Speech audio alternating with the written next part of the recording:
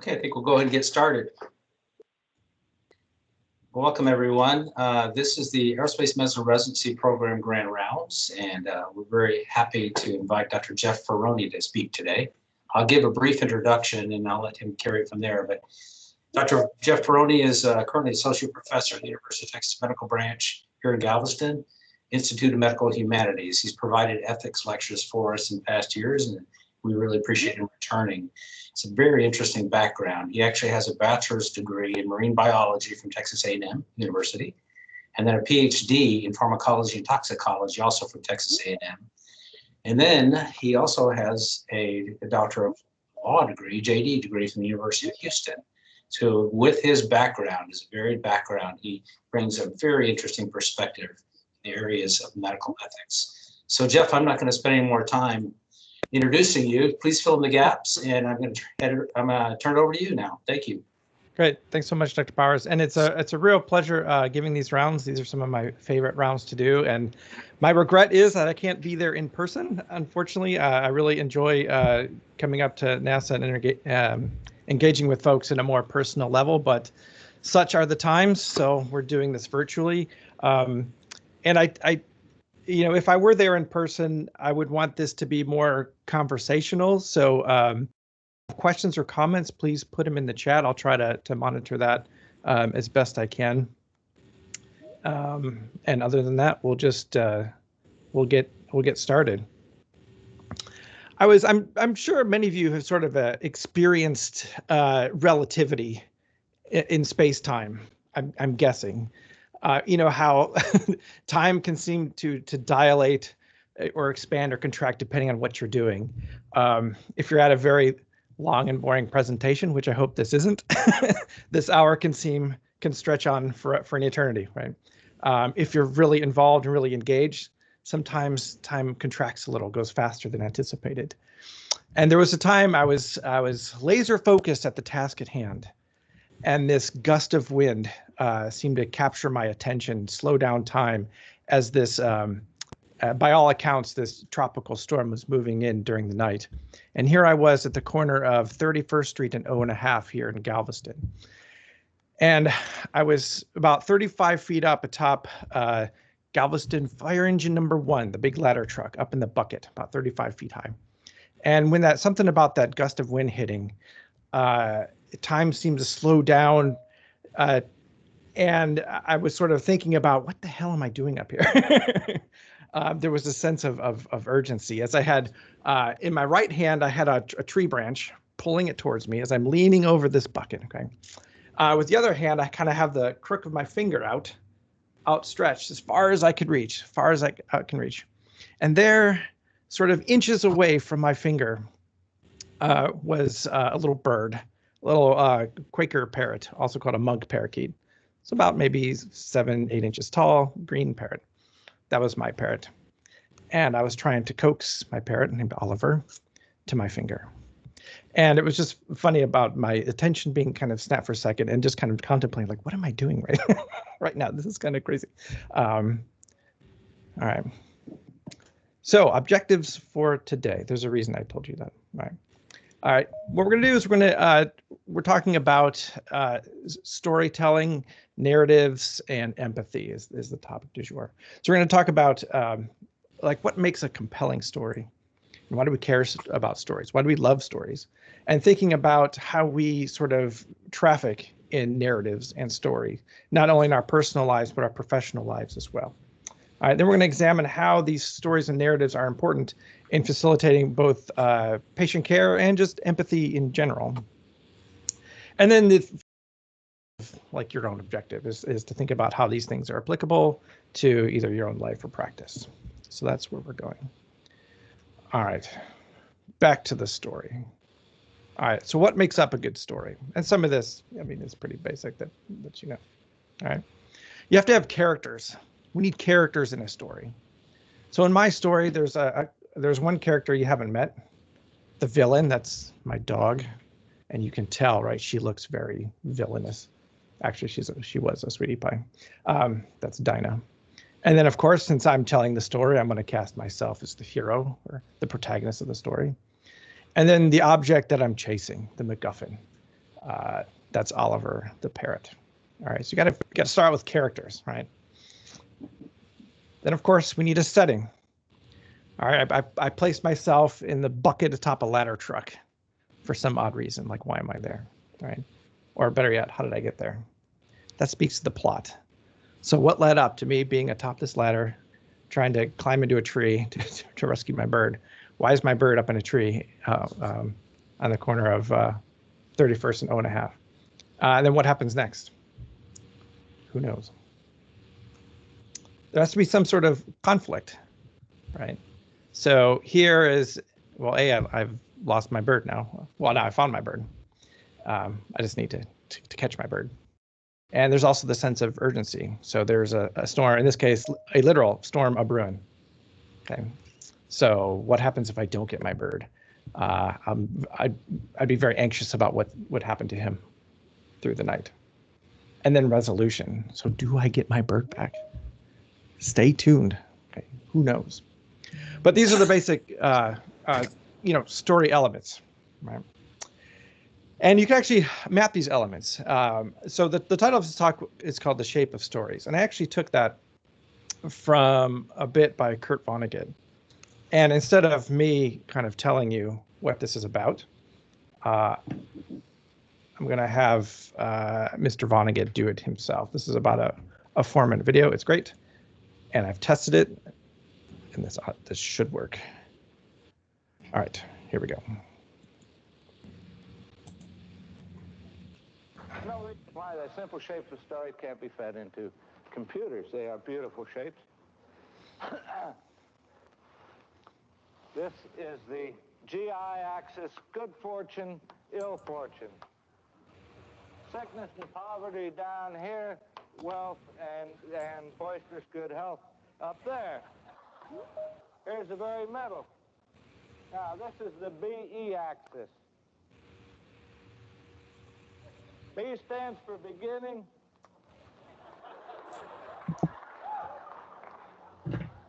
E stands for electricity. Now, this is an exercise in relativity, really. Is the shape of the curves are what matters and not their origins. So we'll start a little above average. Is why get a depressing person? We'll start... The whole thing, we call this story Man in Hole, but it needn't be about a man, and it needn't be about somebody getting into a hole. But it's just a good way to remember it. Somebody gets into trouble, gets out of it again. People love that story. They never get sick of it. All right, not copyrighted. Another story, also a beautiful curve and easily fed into a computer, called Boy Gets Girl, but it needn't be that. Just a way to remember it. Start on an average day, average person, not expecting anything to happen a day like any other. Finds something wonderful, just loves it. Oh, God damn it.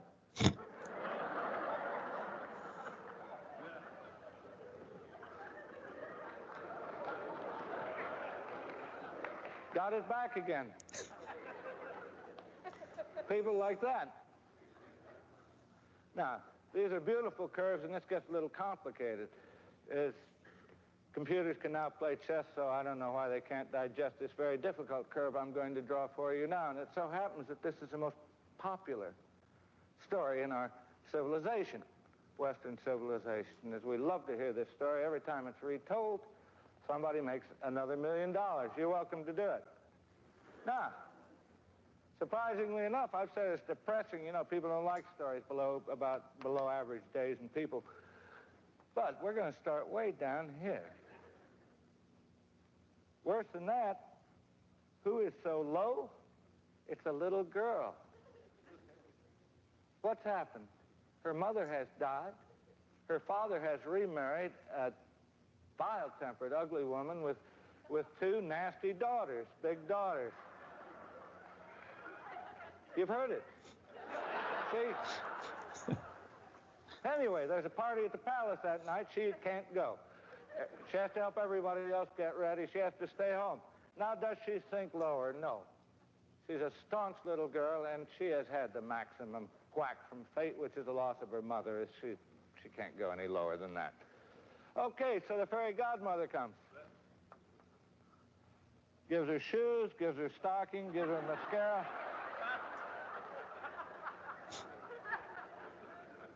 Gives her a means of transportation. Goes to the party. Dances with the prince, has a swell time. Boring, boring, boring, boring, boring, boring, boring. Now, there's a slight inclination to that line as I've drawn it because it takes perhaps 20 seconds, 30 seconds for a grandfather clock to strike 12. Does she wind up at the same level? Of course not. She will remember that dance for the rest of her life. She poops along on this level till the prince comes, the shoe fits. She achieves off-scale happiness. All right, that's no one can do it better than Kurt Vonnegut. It's like so basically what he's saying is there's these story archetypes, and his dream of feeding this into a computer, well, it's been done. So indeed, stories have been fed into a computer, and you'll see in this particular publication, there's other publications that have done similar types of projects. You can see different, basically, story architectures. There are relatively few sort of fundamental ways which we tell stories, like you see in the sort of upper right here, what's called the SV3. That's the Cinderella story, classic Cinderella story. The first one is the rags to riches story. The second one over is what he called the man in a hole story. So there's different ways, or actually relatively few ways that stories are told that resonate with us. And a lot of work has been done in neuroscience about mapping cognition and emotions to different areas in the brain and trying to figure out, well, how do we, where do emotions come from? How do we connect with each other? There's some work that's been done on, our capability to transport ourselves, as in this first figure shows, transportation into narrative worlds, right? We can become sort of part of the story by reading a story and being engaged with the story. We can sort of emotionally connect, and that connection can actually help either change attitudes and beliefs. And so it's that connection that becomes important, an important part of empathy, our ability to kind of connect with one another. And one of the primary means we do that is by listening and engaging with people's stories. The other figures on the other side, on the right-hand side of the screen, show different areas of the brain, sort of mapped, like functionally mapped to different emotional or affective states. Like you see that the limbic system, like the amygdala, mapped to things like arousal, fear, so on and so forth. And other work has been done about how we sort of that the emotional arcs exemplified by those story types sort of resonate within us. So people's stories are important. And it's not obviously in literature, right? Something like, well, I mean, in the dawn of human history, right? It was telling stories through oral tradition, that different sort of mores and ethics and values were inculcated into society and stuff like that, before the written word, of course. And that sort of medium is alive and well today. So, podcasts are very popular. This was a list. It mimics that first slide I showed on elements of a story. This was by Julia DeWitt and Anna Sussman, who are producers of a podcast called Snap Judgment. And this is what they describe as, when they're thinking about producing a story, these are the essential components that they're looking for and you'll see similar things. Now, because it's an audio format, they will important elements, or like the third one down here, a good talker, someone who's really good at telling their story.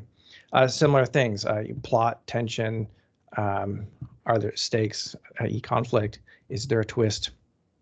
And then important at the bottom here is, does it have a meaning, both to the storyteller, and also that importance and meaning is then conveyed to the listener. Like, it was very important to me that I get my bird back. This was a bird that I had as a little chick. At the time that happened, we had him about 6 years. And, I raised him from a little baby bird. I fed him with a little syringe. He was like my mate, my buddy. He would sit on my shoulder and preen my hair and, to make me look pretty. And he would regurgitate on me to make sure I was well fed. And so he took care of me and I took care of him. So there was obviously a lot of not just sentimentality, but caring and love for this animal. So that's a story that has a lot of meaning for me. And the hope would be, if I'm telling that story, that would be conveyed to the listener. And they also, since they're on the radio, they have to think about, well, geez, does your story have an audience? Who is your audience? So you might change how you tell a story, obviously, depending on your audience. And we do this all the time when we give presentations, like seminars and grand rounds and things. We like to consider who our audience is and speak to them as best we can.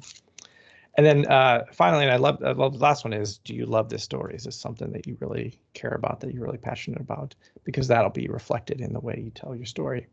Now, in the patient context, it's not necessarily that they love their story. It's just that their story is extremely important to them, because oftentimes their story involves an injury, an illness, or something with very, very high stakes. Right. Okay. All right. So in thinking about a patient, okay, there's a whole discipline on narrative medicine, which stems from literature medicine. I'm not going to go too much into that, other than to say that the idea of narrative medicine, narrative inquiry, and what I'll eventually get to is narrative ethics, are very important. All right. And basically, this is sort of our inquiry into the patient's lived experience. So, when a patient presents to you, they'll have a concern, whatever that may be. It's obviously very important. That's why they're coming to you as a physician. And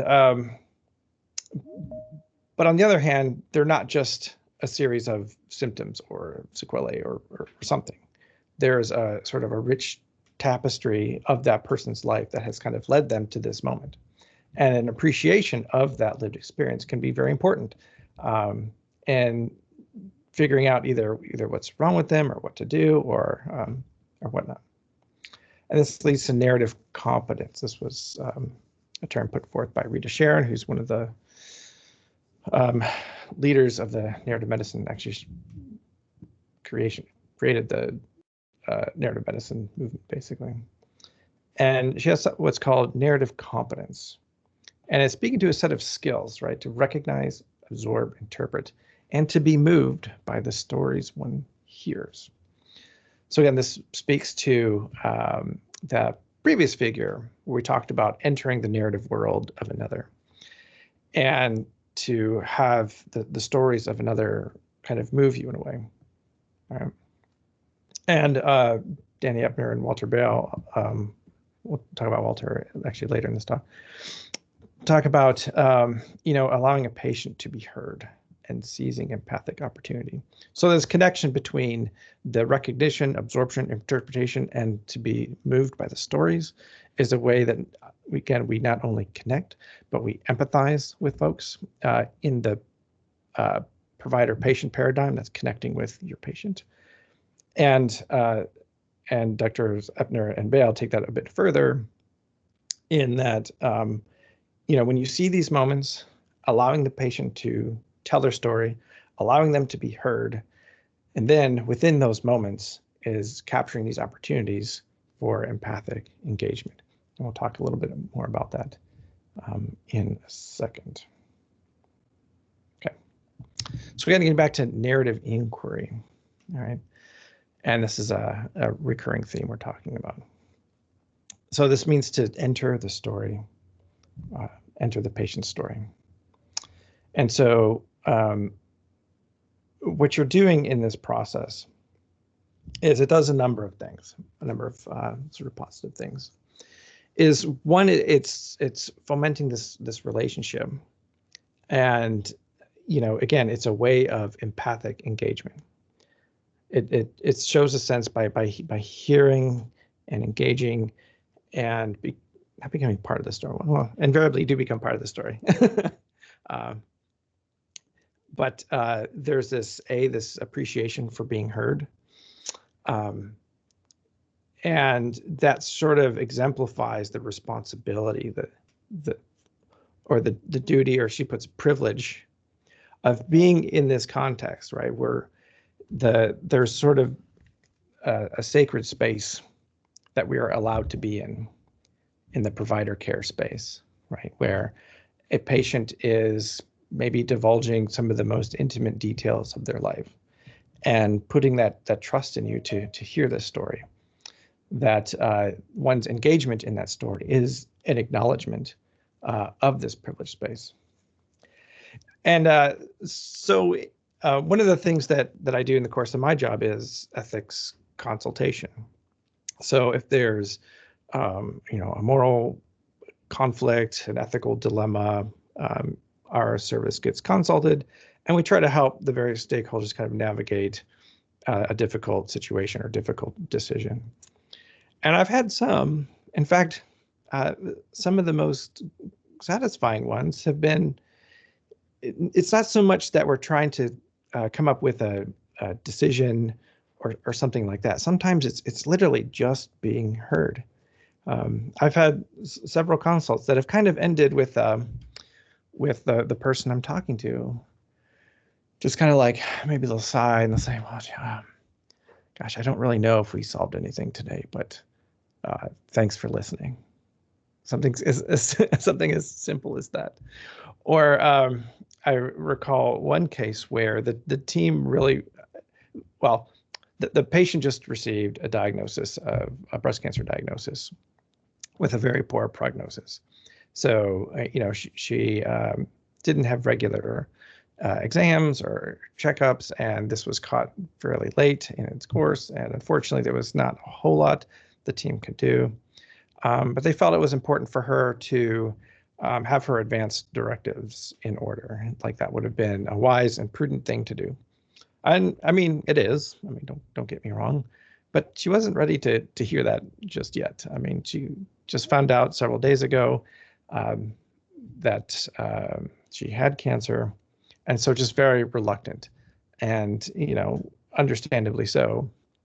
And there was a lot of friction kind of emerging between the team and the patient.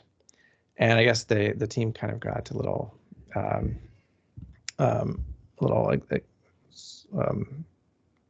sort of worn out and called us and said, can you please talk to this person and have them fill out her advanced directives. And so I was like, well, okay. But when I went and talked to her, and I should also preface this by saying the team kind of gave me a warning. They're like, well, so she's like this conspiracy theorist, and she has all these strange, unusual ideas, and she'll get off track and and tell these wild stories and stuff like that. And so like, well, so we're going to consult ethics, and we're going to consult psychiatry as well. Okay. So I sat down and talked to her, and indeed she had stories about being tracked by the NSA, and this. She had a boyfriend who apparently no one had ever met and who people question doesn't exist, was also being on the lam from the CIA and other things, and so on and so forth. But I just sat and heard her story, and there was just this simple acknowledgement kind of at the end, where I was just sort of acknowledged. I'm like, wow, I mean, sounds like there is a lot going on in your life. both with you and your family, and I can see why, you may not have the time to you maybe take care of yourself as best you could, and so it doesn't seem that unreasonable. And she was like, oh, thank you. Like basically, thank you for listening to me. And I said, oh, by the way, here's some forms you might want to read. And she's like, okay, cool. So it was just part of that, A, the engagement, and B, just the sense of being heard. Okay. And also, there's a whole number of reasons why something like I said, narrative medicine kind of has its roots in literature and medicine. So there's a great body of literature involving physicians or medicine and things like that. I'm thinking right now in my mind more fiction type stuff, and it's great, like classic stories. They're so good, and part of the value is not only the engagement and, like I was saying, that the transportation aspect and facilitating empathy, but also helps teach a tolerance for ambiguity. So if you're in medicine and research, you have to have a high tolerance for ambiguity, and for discerning, as it says here, discerning conclusions from incomplete information. Like we have to be okay with that. And actually, literature and stories are a good mechanism to kind of hone your brain to do that. And that's one thing that we do, here at UTMB on the educational side. So, teaching empathy and engagement can be tricky. So one idea we had is we call it Becky's story. And Becky was a student in the physical therapy program. And while she was a student, unfortunately, she was diagnosed with a rare cancer. And so part of what we did is we created a podcast series that would be used in a class, and I'll touch on the themes in a second. And basically this would recount Becky's story, different aspects of Becky's story that the student can listen to longitudinally through the course. That would tie thematically to different issues that the students were learning about. Okay. And then so the story had its own arc. One was kind of this starting with the bright future and the excitement of being, in a PT program. It's something that she always wanted to do. Then going back to Vonnegut, kind of falling in the pit, as it were. So cancer diagnosis, not knowing if, you're going to live or die. And then the sort of triumphant arc of surviving, of making it through her treatments, and the promise of a bright future ahead. Okay, and so that was the story arc that we told throughout the course of the class. And so there were different themes. So the course was called Psychosocial Aspects of Disability, developed by Lori Farroni, who's faculty in the physical therapy department here at UTMB. And so there were different themes that each podcast episode would attach to. I'm just going to play a couple of short little excerpts you kind of hear. And I was taking my finals still, but on Friday, thank goodness my mom called actually and pushed me to go get an appointment, because I just thought I have a minor GI infection because it feels worse after I eat. It's better once I have a bowel movement. Like, doesn't wake me up at night. I'm not sweating at night. I haven't lost a considerable amount of weight. It does not hurt. So I was like, not cancer. It's definitely got to be GI or something. I mean, maybe that's like a twisted, ovary or like some tissue or something. So I called the gyn, or the OB-GYN, and we lucked out because we got a really good OB-GYN. They had all of those tests that she ordered for me, imaging. And then the next day she called us and she was crying.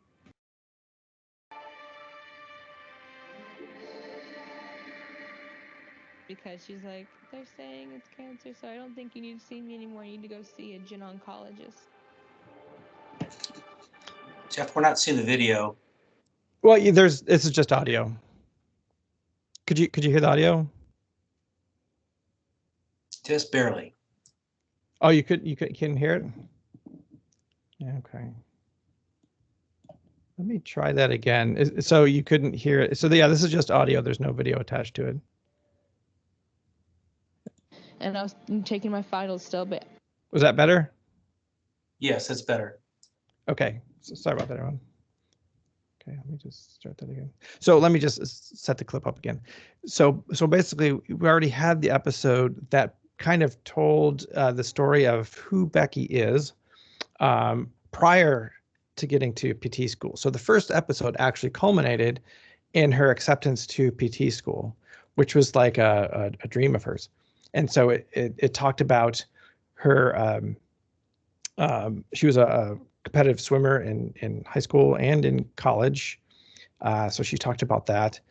And then, kind of her professional goal of being a physical therapist and that sort of that success. So kind of this high point of getting into PT school. Then the second episode, which we're hearing sort of the tail end of that one, was she was starting to have, so she was in PT school, but now starting to kind of have some problems and trying to figure out like, oh, what's wrong with me? And it culminated in this moment where she's told that she has cancer. So it's kind of the worst fear come true. So I'll play it again, and sorry for the low volume. All right, let's see. Hopefully you hear this better.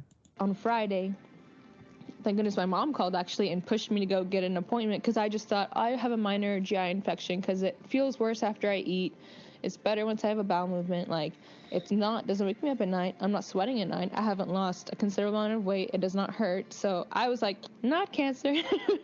It's definitely got to be GI or something. I mean, maybe that's like a twisted, ovary or like some tissue or something. So I called the gyn or the OB-GYN for an appointment, and we lucked out because we got a really good OB-GYN. I had all of those tests that she ordered for me, imaging. And then the next day she called us and she was crying.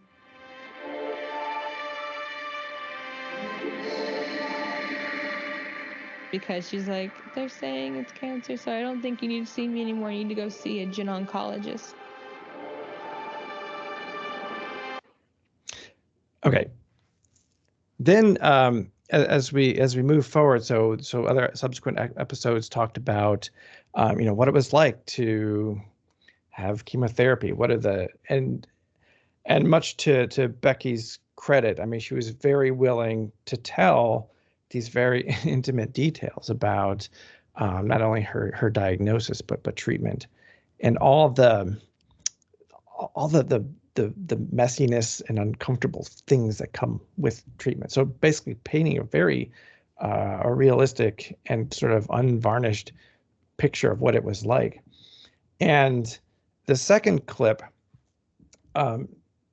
talks about, it sort of speaks to the importance of communication, provider communication.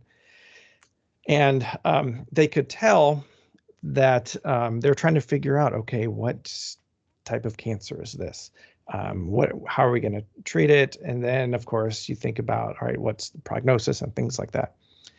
And there was kind of not quite a misdiagnosis, but the way in which this information was communicated was such that both Becky and her mom, you'll hear her mom here too, kind of question like, what's really going on here?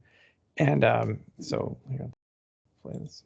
I understand that you want to give the patient an answer, but like this whole time we'd been like reassured, like, oh no, germ cell for sure. She's gonna cure, a little bit of chemo. She's gonna, oh no, epithelial for sure. We're just gonna chemo. It's gonna be fine. She's young. And the reason I knew there was, remember I told you that when I asked her specifically, I looked her in the eyes. I said, "You're telling me it's germ cell?" And she says, "Yes." And then I said, "What about her fertility? What about saving her eggs?" That's when I knew there's something more, because if it had been germ cell, I mean, I don't know. It's the way she looked at me is all I can say. In her eyes, she wasn't telling me the truth, but she quickly said, "Yeah, we better start that. We better start that now." So that was a episode on communication. And in this particular part, this was kind of a nonverbal piece where, again, they were trying to get straight what was the diagnosis, because they were being told if it was germ cell, that was pretty treatable. Prognosis would be very positive, a lot of hope. And then maybe these other concerns like fertility preservation, which is obviously very, very important, may not be sort of as an urgent issue if it were otherwise. Okay.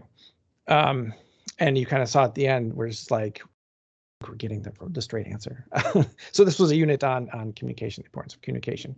Now, the final clip I'll play here is an example of kind of Becky, out in the world and people trying to connect and empathize with her.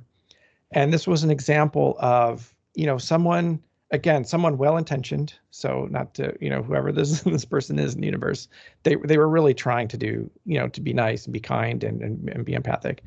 But when you hear it from Becky's view, that's not how it came across. And this was an important thing for students to learn, in that, empathy is great when it works, but it's not necessarily something that's intuitive to everyone. The vast majority of us, we mean well, and we want to provide care and comfort, particularly folks who are injured or sick or vulnerable in some way. But it doesn't always come across that way. So this was an important lesson for the students to think about. And I remember there were times when we would go to restaurants here in town, like we had gone to before I got sick, and there was a girl there working. She was serving us lunch or whatever, and then at the end of the lunch, she could tell that something was wrong, and so she was like, "I'd like to pray for you, over you," and I was like, "Yeah, it's fine with me." Her prayer was like, "Dear God, like I pray that you heal her and watch over her family, but if you do not and she dies, I hope that she's at peace with everything." And I wanted to stop her so hard. I was like, I understand that, and I understand you wanting that peace, but don't say that in front of me when we just learned it. It's not like I haven't had less than a week and a half to process all of this, and I'm already having people praying that if I die, it's a peaceful death. What the hell is that? And then she's like, "And your lunch has been paid for your lunch," and I know it was meant as a beautiful gesture, and in no way am I trying to belittle that, but it felt like a slap in the face, like just pure like pity, like you're probably gonna die soon about your life. Oof. I've probably heard that clip like 100 times, and it still gets me. So if you're curious to hear more about this project, you can scan this. This was I had a poster on this project at the Translational Science meeting in 2018. We actually did an audio poster. So you come up to the poster, you scan this code, and there's like a 10-minute presentation on this project. So, and that has some more clips and things and more about what this was. But the feedback we got, I'm going to present a biased selection of feedback. That, it was, I think for some, and this was intentionally on our part, right? The great thing about Becky being willing to share her story was the fact that this is a peer. This is someone that the students can relate to, particularly initially. And then, through that early connection is then she can kind of tell the listener these very intimate aspects of what her experiences was like. And the thought was that would make some of these issues that we talk about much more salient. Oftentimes when we're talking about ethical values or principles and the moral foundations of medicine and things like that, it can feel very kind of nebulous or overly philosophical or intangible or esoteric or something. And but Becky, made it very visceral and very real. And a number of students really connected with that. Not everybody, of course. Some were just really uncomfortable, which, I don't know, I think I interpret that as kind of a success. I mean, part of it is getting comfortable with the uncomfortable, particularly in healthcare. Okay, but then that gets to and just thinking about the physician's part of delivering bad news. There are a number of ways. Again, it's not necessarily just delivering bad news. It's also just having a difficult conversation, and it's sort of like, how do we do that? I've met very few people who are sort of naturally gifted at having uncomfortable conversations or delivering bad news or being empathic. A lot of people are very caring and very well-intentioned and well-meaning. I wouldn't say not everyone has this natural gift for empathy and caring and compassion in healthcare. And so there are different sort of tools or things to use to kind of help guide those conversations. So one common one, this was particularly when I was at MD Anderson, a lot of folks like the SPIKES protocol developed by Walter Bale and Buckman, and basically it's sort of this kind of rubric to follow to have a conversation. So briefly, is create a setting. So first and foremost, you want a place that's going to be amenable for having this conversation. Some place that's quiet without distractions, a place where you can focus your mind and attention on the conversation at hand. That you're sitting both, eye level with the person you're talking to, leaning in, you're engaged. Okay. The P is perception or perspective. And so this is, a lot of times where conversations start off really well is you sort of invite, we're talking about patient care here. So you invite the patient or the family to kind of say, well, what is your perception of what's happening here? If I'm going to talk to a patient, I'll typically start it with, what have the doctors told you about what's going on? And let them kind of start and kind of create the landscape as they understand it. And then, if you're the physician, then you can help. Maybe you can see where things need to be clarified, where there might be some information gaps. It might reveal some questions and things like that you kind of know where to fill in. And I'll do the same if I notice there's a gap, because usually what I'll do is I'll talk to the team first, get their perspective, talk to the patient or family, get their perspective. And if there's a mismatch, then that becomes areas for follow-up by the team to help clarify communications and things like that. The I is for invitation. So basically what you're doing here is asking, in this case, the patient or family, how they would like the information or how much they would want to know. It kind of gets to the, you can't unring the bell and you only get one chance to say something for the first time. So, and what this invitation does is you're, in a way, kind of asking permission to do this so that the receiver of the information is open to it, and you can communicate on the front end how to deliver it. Some people like it straight and like it blunt. Others, on the other end, don't want to hear anything. And maybe they'll just say defer, like, talk to my spouse about that or talk to my children about that. I don't want to know. All right, so you can kind of work with the information receiver. The K is the knowledge. So that's basically where you say the substantive thing that you need to say. All right. Then during the course of telling the information that you need to tell, again sticking to the more kind of the objective information, is the E is the empathy and emotion aspect. So again, if this is a very difficult conversation or delivering bad news, there is going to be an emotional response to that. And so helping the patient or family identify, acknowledging those emotions, and then as I referenced in the Epner-Bale article,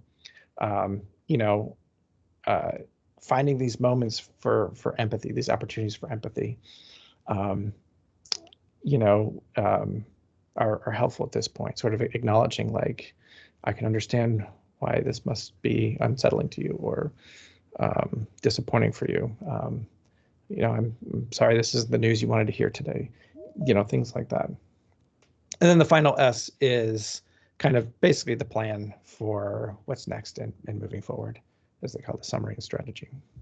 So this is just one way, one kind of rubric that can be used. There are others, of course, but a way, kind of a systematic and thoughtful way to help have these conversations in a very empathic way. And and there's a similar approach that we use in the ethics world. So there's a whole area or discipline called narrative ethics, and it's kind of this acknowledgement of the stories of others. And this helps actually in the facilitation of the resolution of ethical issues. We find a recent article by some colleagues and myself try to help map out in a real practical way how to use this approach in the resolution of ethical dilemmas.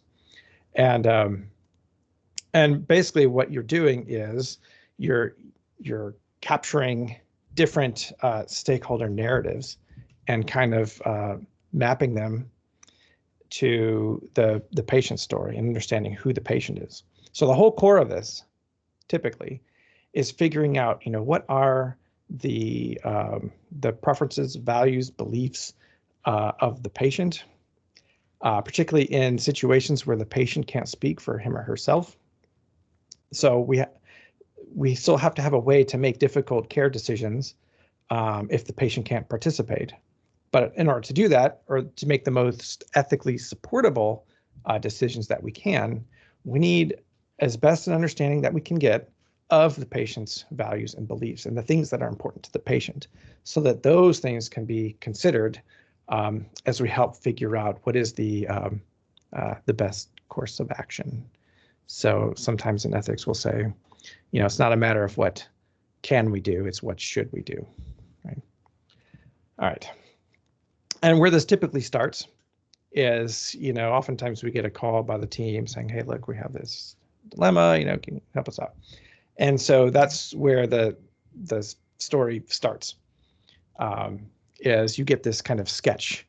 So it's typically sort of laid out by the team and other providers. And so that's kind of the baseline. And then as we start following up with different stakeholders, we're trying to map as best we can the patient's story. So that's part 2 here, right? Is what is the patient's story, the patient's perspectives. In best case scenarios, we can talk to the patient themselves. Worst case scenario, there's nobody to talk to. So we do have situations where, the patient came here in such a state we can't talk to them. We have no family, next of kin, or friends to speak with. So we have no idea what to do. That's kind of worst case scenario. Then, what you do is you compare narratives from the different stakeholders. If create like the term of art is a mattering map, and just figuring out like what really matters to the patient. And this reveals sometimes just kind of an acknowledgement or considerations of just how complex we are. I remember there was one case where there was a patient in the ICU, and he was on a ventilator and on like at least 2 pressors, maybe 3. Prognosis was very grim, very grim. And where the family was struggling with is, should we sustain him on life-sustaining interventions, or should we think about transition to comfort care, palliative care, compassionate extubation, and kind of allow him allow natural death. Obviously a very, very big decision. And you had 2 factions that kind of emerged within the family, right? And as recounted by one son was like, he was a fighter. He would never give up. Think of all he's been through in the course of his condition, and he always pushed forward. So he would want to, keep on going. And then one of the daughters was like, no, but don't you remember, like, he hated being his loss of independence. He couldn't stand his loss of independence. The fact that we had someone come over every day to provide for his care needs, he hated that. There is no way he would want to live like this, being a burden on everyone else. And so you had very different views of who the patient is, and they were both correct, you know. And it sort of underlies just like how complex we are. And so in that, we have to figure out what is the right thing to do. In that particular case, we sort of, the short of it is, it's a longer story because it involved, he had children from a first marriage, and then he was remarried, and then there were sort of non-biological stepchildren.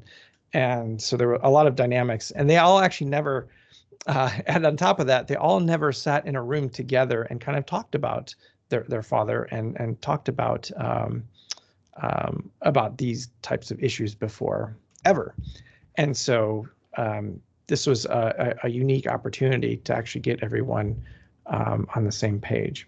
And that's actually what happened. It was actually a cool moment as they shared that. And it was just a simple matter of pointing this out, that in that moment, there were some core sort of core values actually that they were all hovering around that described who this patient was. And really it was just a matter of degree and interpreting those. And when it was sort of put to them that they weren't that far apart, really. I think that did a lot to actually bring everyone together to make the best decision they could for the patient. Okay. And okay, and so this doesn't necessarily just apply to medicine as well. Okay. As I hope I made the point that, you know, all this connects to empathy and our ability to kind of listen and be moved by the stories of others helps us connect with others in empathic ways. And this can manifest itself in other areas besides medicine. And so I would argue that's kind of the big punchline for today. So, you know, articles have been written about, you know, empathy is a key component for addressing racism.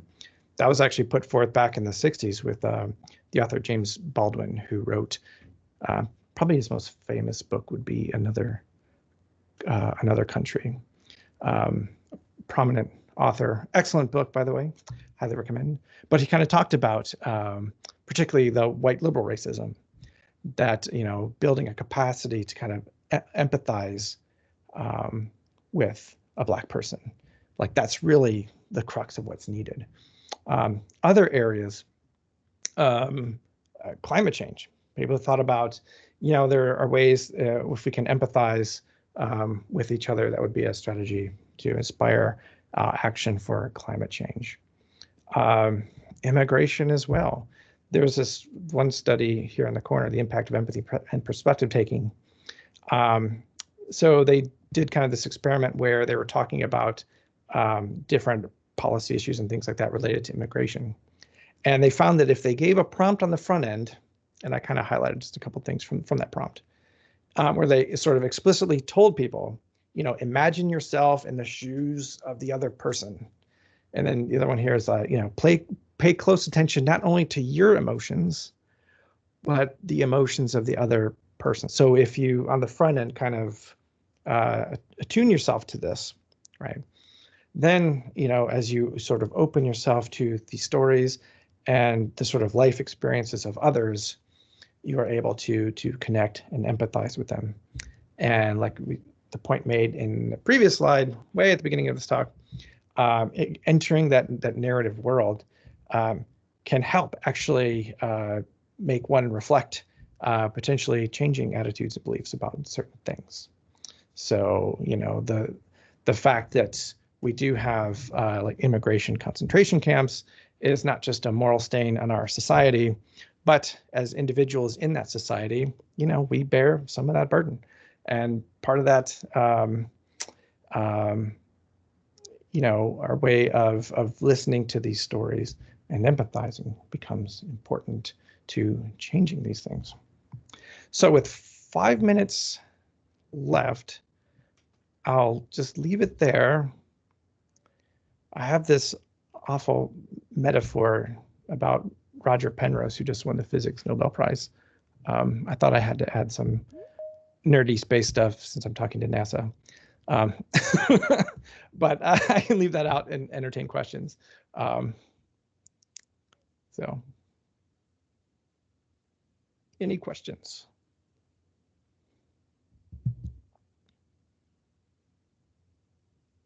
Dr. Farroni, thank you so much for giving this presentation. It was really informative.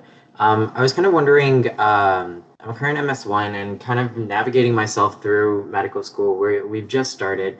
And I'm kind of wondering if you have any suggestions for how we can continue to work on these skills. Because as you said, sometimes what we think is empathetic is not necessarily empathetic to the patient, Yes. especially considering the pandemic where we don't have chances to be in a clinical setting. Yeah, great question. Thanks so much. So being in medical school actually offers you both a unique and fantastic opportunity. So one is the kind of didactic knowledges, like, oh, say, hey, we got the spikes protocol. The other thing to do is to put it into action. So this is one of those things where the way to get better at it is to do it. And to do it, you're going to make a lot of mistakes, and that's okay. So a couple of things. One is like learn all you can didactically, of course. Secondly is when you're in the clinic and on rounds, a couple of things. One is observe the interactions, like closely observe the interactions of the attendings, the residents, the other health professionals as they interact with the patient.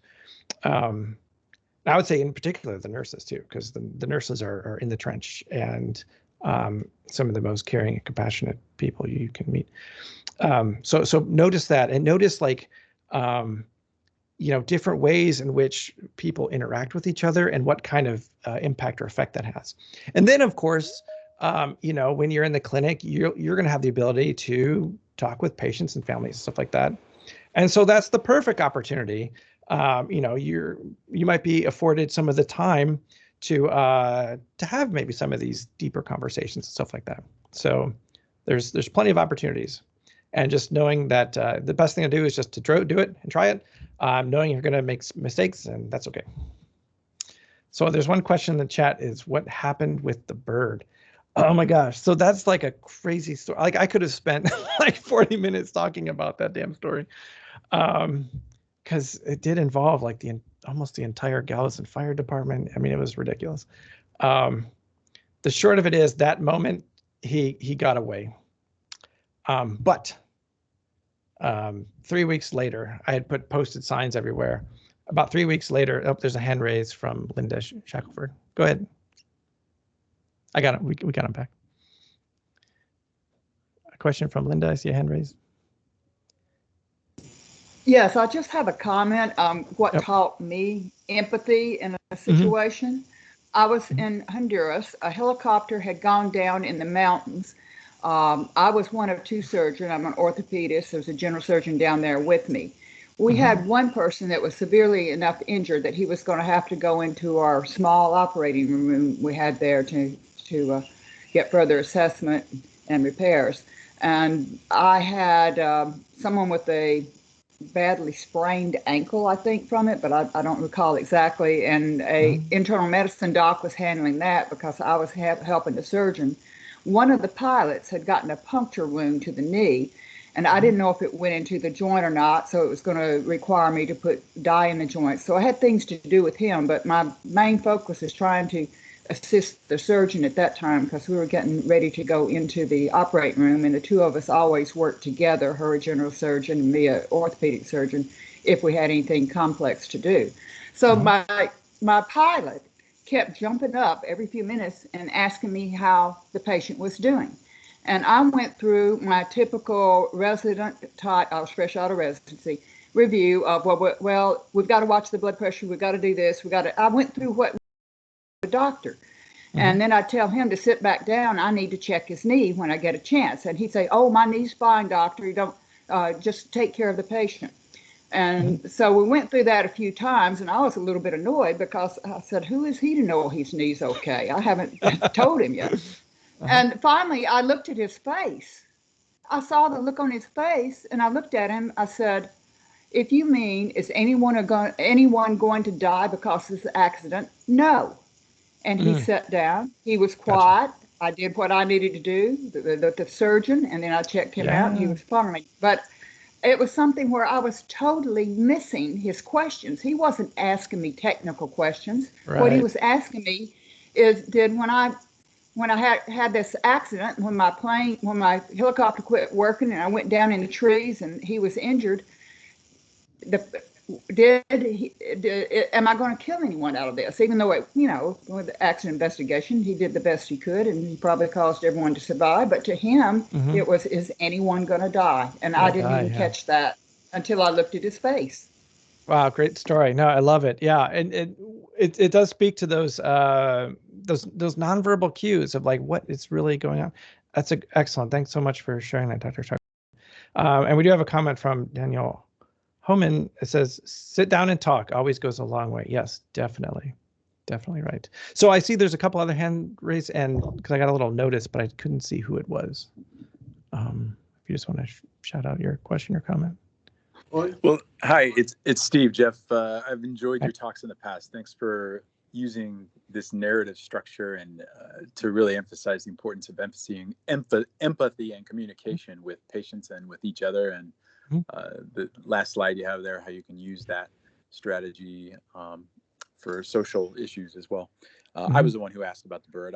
You set it up very nicely in the beginning, and I really, I've been sitting here Googling the Vonnegut stuff, and I'm really compelled with how you can actually chart out these different narrative techniques. And I found some really cool ones for Christopher Nolan films as well. If anyone's a fan of Inception and some of the Christopher Nolan films, those are plotted out quite well, like Interstellar. So I know we're kind of short on time here, but I was just curious of how it ended with the bird, because you also were very compelling with your relationship with the bird and how you nurtured each other. It sounds like maybe there's a sad ending there. You did not get the bird back. So yeah, I know we're over time, so sorry if you need to jump up. That's fine. Well, if I had time to tell the story proper, so that day I did not find the bird. Like I said, a few weeks later, I got the bird back. So there was a member of the Galveston Beach Patrol found Oliver, and we got him back. And then, so that's kind of like the happy ending. But then fast forward to Hurricane Ike. And after we evacuated, we had a friend who had a parrot, and she said, I'm happy to bird sit while you're getting your house together. I'll watch your bird. And we said, okay, fine. And her parrot opened Oliver's cage and he flew off. So now he lives on somewhere forever in Clear Lake. Well, you had the extra time with him, though, so I'm glad that there was some. Resolution of that first challenge. It was a ridiculous story. Thanks again for your time today. I appreciate everything. Thanks. Thank you. Was there another hand raise? Yeah. Hi, Mark Sheen here from the JFC Clinic. We practice, and doctors today, for the most part, practice in a very unempathic setting, where there's a great deal of emphasis on working fast, not wasting time, getting everything done that the checklist says you're supposed to get done.